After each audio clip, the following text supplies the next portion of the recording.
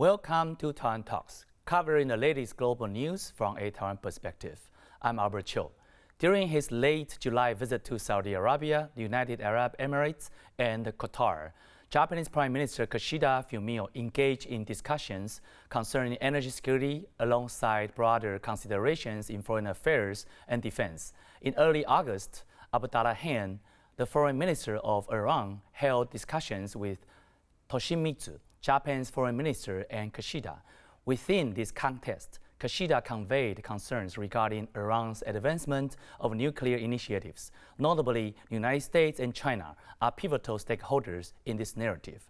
Joining us today are Liou To-hai, Adjunct Professor of Diplomacy at the National Chengchi University, and Charles Wu, Professor of Diplomacy at the National Chengchi University. Very warm welcome to all on the show. Hi. Okay.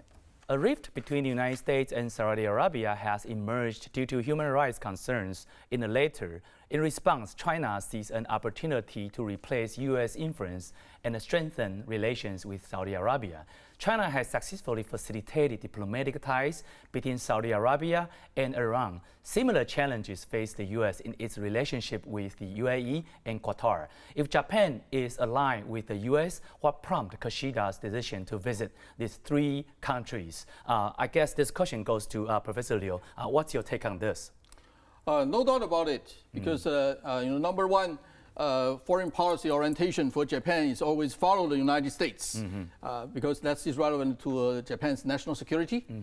However, as you already mentioned about China's rise, in particular its influence with Arab states, have brought about crisis from Japan perspective. Why I say so? Because because of the Russia-Ukraine war, it has brought about the energy crisis. So in that case, Northeast Asia countries, Japan, Taiwan, China, Korea, we are all short of energy. That means oil and gas. Right. But because of the war, EU countries have started to look for oil and gas from Middle East. So in that case, Middle East countries have become a very popular for countries to compete for energy. This is number one. Number two, the intensifying Sino-US strategic tit for tat in the region. As you already mentioned about on China's good offices, Saudi Arabia and Iran decided to reestablish their diplomatic relation. So in that case, of course, China's influence has greatly increased. That's not good for Japan, because Japan not only needed to fight with China and other countries about energy. At the same time, Japan also worry about China's rise could pose the threat to Japan's oil and gas. After the Ukraine war, 95% of Japan's energy actually came from the Middle East. So Japan has to pay attention to this, and Japan has to collaborate with the United States and other Arab states. In that case, Japan can secure its energy, but also national security. Right, but still, there are many other Middle East countries. But why the three? Why Saudi Arabia, Qatar, and also UAE? Yes, there are many Arab states on the Arab Peninsula, but those two are the three influential ones. Why I said so? Saudi Arabia has long time been the leader of Arab world, no doubt about that, and has the largest oil reserves in the world. So if you want to import oil, you have to follow the Saudi Arabia, and then UAE. UAE is also perhaps the second most oil-rich country in Arab world. So you also need the UAE, and then the Qatar possess the largest stock of natural gas in the world. So that is why nowadays we talk about climate change. You want to have a less contaminated energy. LNG is one of your options. So that is why all countries are chasing them. Okay, Professor Wu, so does Kishida's visit to these three countries imply a swift rise in China's influence in this region, leading Japan to intervene and counteract its expansion as soon as possible, you think? Yeah, first of all, we still need to go back to see the Kishida visit this time, probably this kind of called energy diplomacy. He's looking for more kind of building bilateral relation with Saudi Arabia, UAE, and Qatar to purchase more kind of decarbonizing materials, including we call the hydrogen and ammonia. So the main focus for the Kishida visit this time is energy diplomacy. However, we know that it's not only, using the energy as one of diplomatic methods is not enough. I think Kishida this time, he has more potential kind of targets, how to apply the political kind of mechanism with the Middle East country. I think is very important, especially when United States, right now they use a pivot to Asia policies. And it's not, they are not kind of withdrawal. United American people not withdraw from Middle East. However, they adjust their policy orientations. But Japan now, they want to also become a kind of side wing or kind of supportive role and try to engage with Middle East countries. One thing is try to counter balance against China's expansion in this area. Second thing, I think also Japan want to stabilize their supportive and also their resources in this area, especially oil, like Professor Liu mentioned about the oil reservations, and also probably we know the minerals. Well, but also on the other hand, what is the magnitude of the Chinese Communist Party's sway in Middle East? What's your estimation? Yeah, I know. As we all observe that Chinese government also they use the BRI and they do a lot of things try to engage with Middle East countries. Especially we read news about the Chinese mediated normalizations, diplomatic relation between the Saudi Arabia and Iran. Okay, they say this is a big achievement for Chinese grand strategy. However, we also see the Sino-Russian kind of influences is getting strong in this area. And also Iran and Russia, they improve their bilateral relations. So all in all, the kind of things, I think China is get more kind of credit in this area. However, like Western society, especially America and Japan, they want to also do the tit for tat stuff. Okay.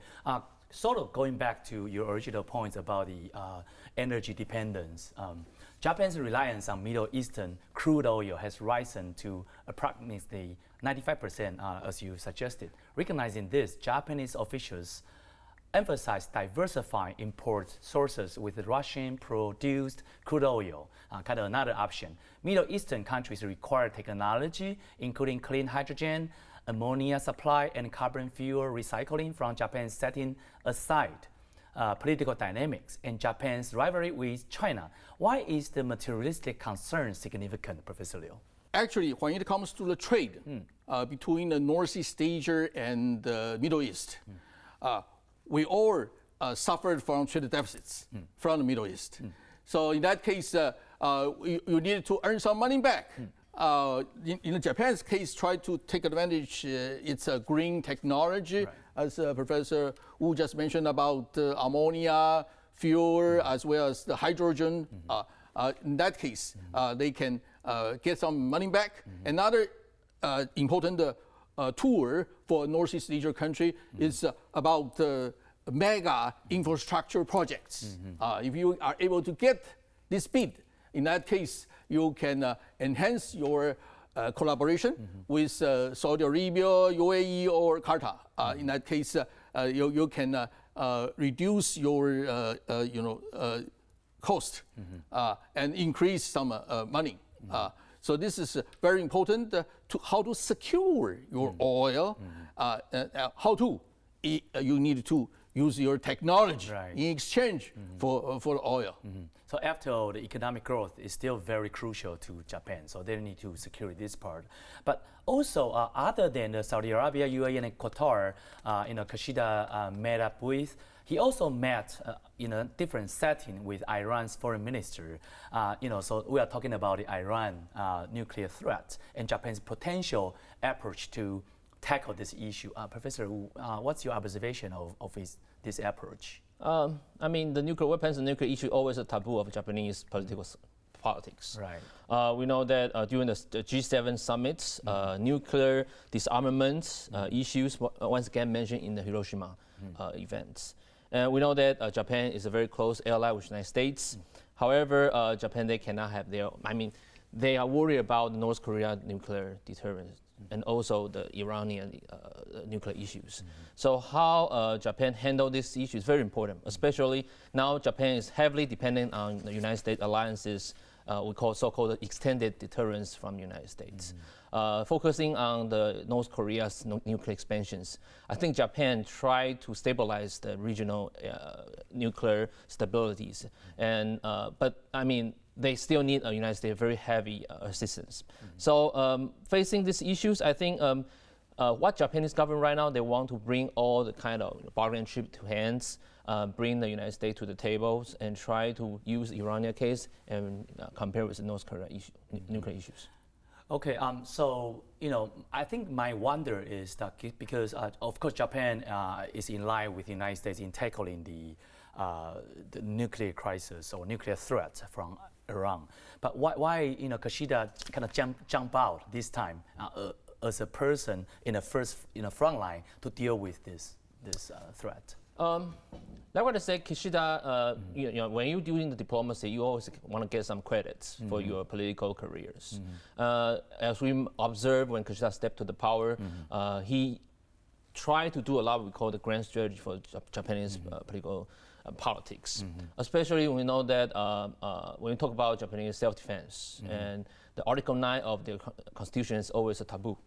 Kishida, how to handle this one is very important, and also create impacts for his whole careers. And I think this time is very good chance for Kishida to try to show his diplomatic characteristics and handle the issue with Iran, with Saudi Arabia, with UAE and Qatar.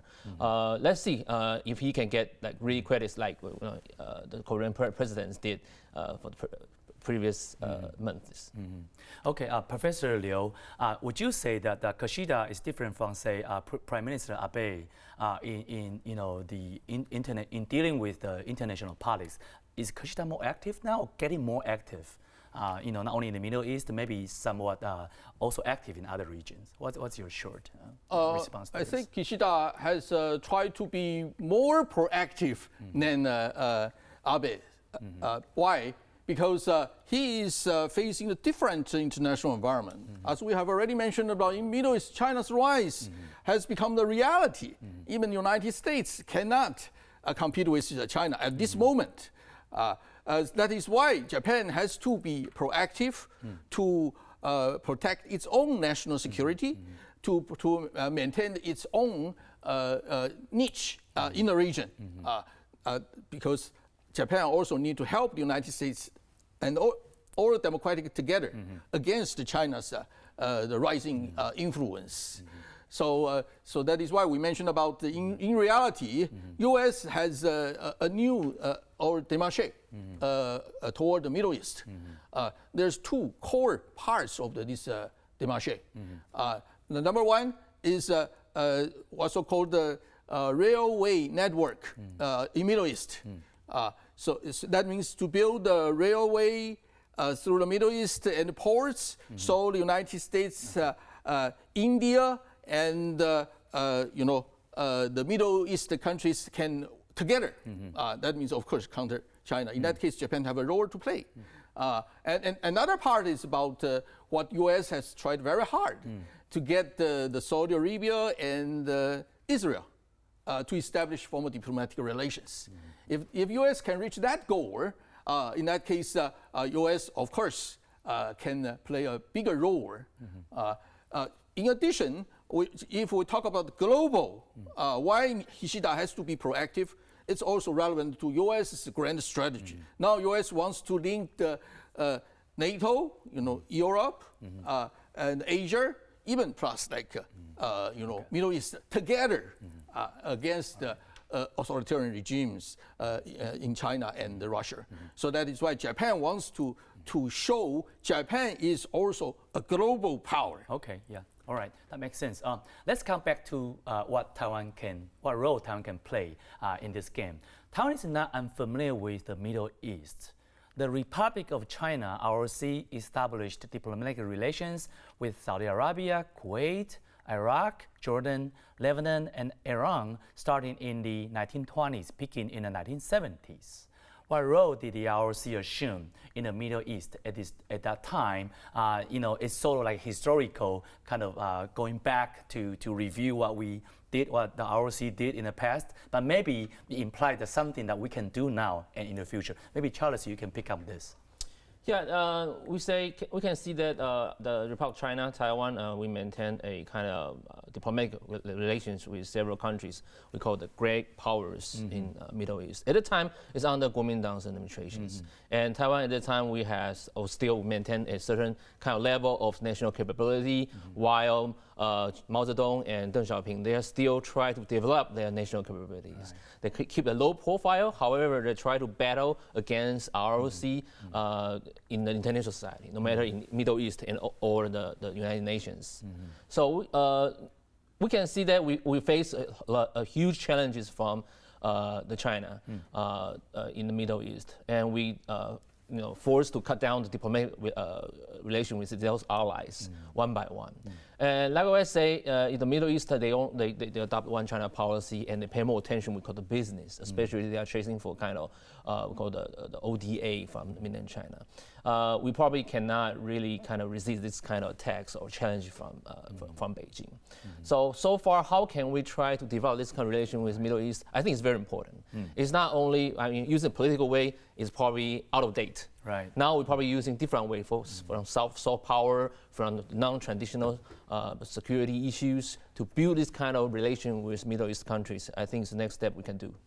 Speaking of soft power, historically, Taiwan really actually did something in that area. Taiwan's agriculture and educational technical missions abroad, organized by the so-called Council of Agriculture's International Cooperation and Development Fund, have made significant contributions in the Middle East. For example, Taiwan played a crucial role in assisting Saudi Arabia in improving the Hasawi rice variety. Several agriculture-related agreements between Taiwan and Saudi Arabia were signed in the 1970s. So, Professor Liu, please help us to understand Taiwan's cooperation with Middle Eastern countries. I think one thing we have to keep that in mind. Things have changed enormously with the advent of the 21st century. So nowadays, for the Middle East country, Saudi Arabia, UAE, they all want the mega projects, not micro project. Right. In that case, it involves billions of dollars. It involves high tech. Even countries like Japan, only under the Hatoyama Prime Minister, they made a very revolutionary change when it comes to ODA. They formed a big consortium of big companies like Mitsubishi Heavy Industry, and also big banks, and then government agencies and ODA together to compete. Why I said so? For example, South Korea got UAE's 4 nuclear reactors, Baccarat. In that case, Japan lost. All right. Why? Because South Korea, they have conglomerates and led by the President Lee Myung-bak. That posed a very big threat to Japan because competitors. And of course, China. Nowadays, China uses its EV and green technology and many other things. So I believe nowadays we have to collaborate with our allies, such as Japan. Now Japan now is collaborating with the UAE on the semiconductor. Japan hope the UAE can provide the fund to build the semiconductor factory in Japan. So our TSMC also working in Japan. So in that case, we can collaborate with each other in this way. And also another way, they also work in EV batteries.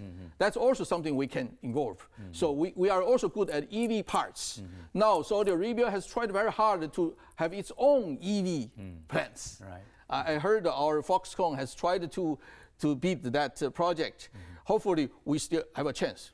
Okay, I think it's a great point because it used to be that Taiwan, Japan, and South Korea, probably like competing for kind of winning the hearts of the Middle East countries. But now could be work together as a team. As Professor Liu just suggested, to do something to help.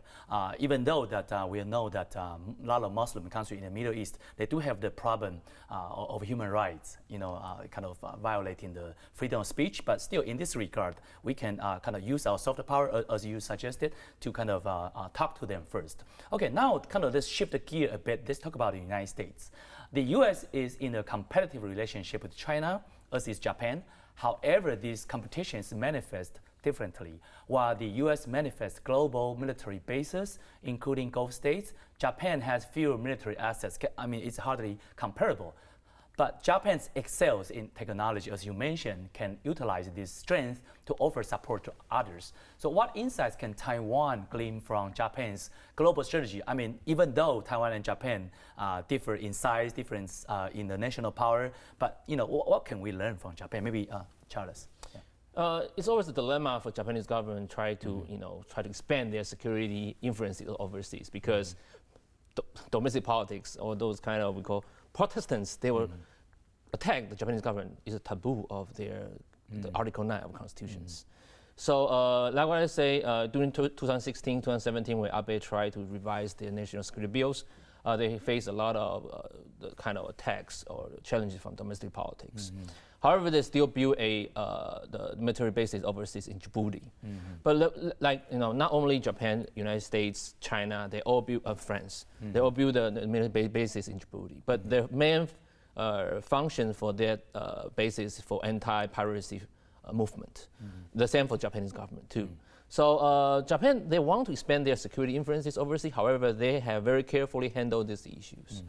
But like what I say, it's not only security. Japan also uses a lot of different ways, especially the non-traditional security way to help international society. For example, like I remember correctly, Japan and United States, they try to provide a lot of ODA to the South Pacific Oceans countries, Marshall Islands, Palau, Nauru.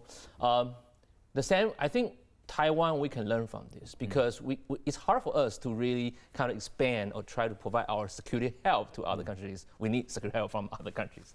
But Taiwan, we can do more kind of non-traditional security. For example, like I say, we can provide ODA to the country needed these resources. The same for the Middle East. I think we need to resume and try to stabilize our relation with Middle East country from more technological sides, from non-traditional, from the foreign aid side.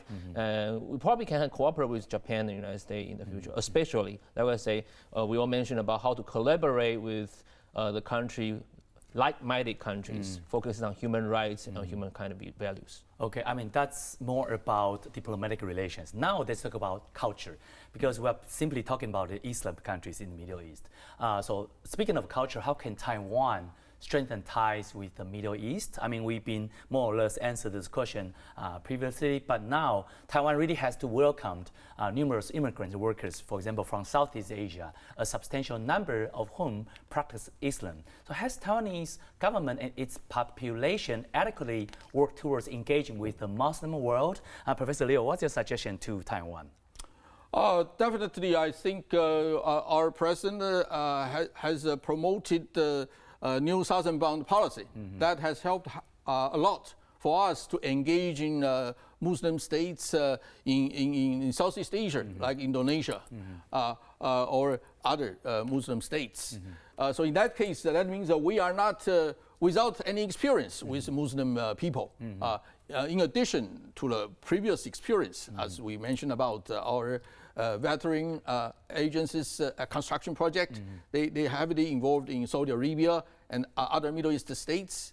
This is something we can do that. I think nowadays the most important soft power actually is the medical power. Taiwan's medical science is a leading one, has done a lot of the achievements. because Koreans, they use the K-pop in order to very powerful soft power. But we can use medical power. Like India has provided this kind of medical services for the Middle East states. They can provide the cheapest medical service. For Taiwan, we can provide the much better environment and much better doctors and environment. So in that case, that's something we should explore a little bit. I think in terms of our medical technology, no doubt about it, we are way ahead of the other countries. Right, Professor Wu, want to add up to that? Additional measures could be pursued to bolster this linkage. I really agree with Professor Liu about the medical powers we have. We have a very good, high quality of medical services and also technologies. If we can try to export this kind of services overseas, especially what we did a lot in the Africa continent, also the same. I think the country in the Middle East, they probably need this kind of medical services or medical developments. Pretty much. So in the future, if we can cooperate with Japan or United States, try to contribute our this kind of advantages to the country there, probably we can build up some kind of close network with Middle East countries. Yeah, I mean, just as Professor Liu in the very beginning talked about the size of the cash in Taiwan, probably is hardly comparable to, say, the commemorates in South Korea, in Japan. But we do have a lot of strength. In this episode, we explored Japanese Prime Minister Kishida's trip to 3 Gulf nations and the potential scope of his role in tackling Iran's nuclear threat. Furthermore, we analyzed the insights Taiwan can acquire from Japan's diplomatic approach, particularly in building ties with Muslims from Southeast Asia and the Middle East. Do you enjoy this episode? Feel free to leave us a comment on our YouTube channel and do not forget to hit the subscribe button. We will see you soon.